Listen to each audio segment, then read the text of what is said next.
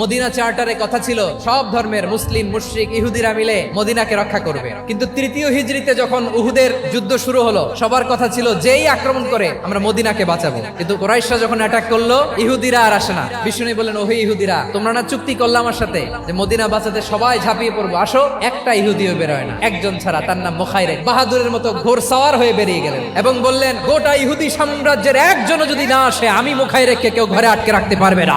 বেরিয়ে আসলেন, এসে বললেন, আমি মুহাম্মদের পক্ষে যুদ্ধ করব, আমি মারা গেলে আমার সম্পদ আমার উত্তরাধিকারীরা পাবে না, আমার সম্পদ তোমরা মুহাম্মদকে দিয়ে দিবা। সুবহানাল্লাহ বলেন। উহুদের ময়দানে 70 জন মুসলমান শহীদ হলো। এই ইহুদি সেও মুসলমানের পক্ষে যুদ্ধ করে নিহত হলো। মুসলিমদের লাশের পাশে মুখাইরিকের লাশ দেখে বিশ্বনবী মুখাইরিকের প্রতি অনেক খুশি হলেন, আর বিশ্বনবী খুশি হয়ে বললেন, মুখাইরিক, যদিও তুমি ইহুদি তারপরেও তুমি সব ইহুদিদের মধ্যে সেরা ইহুদি। পড়েন সুবহানাল্লাহ।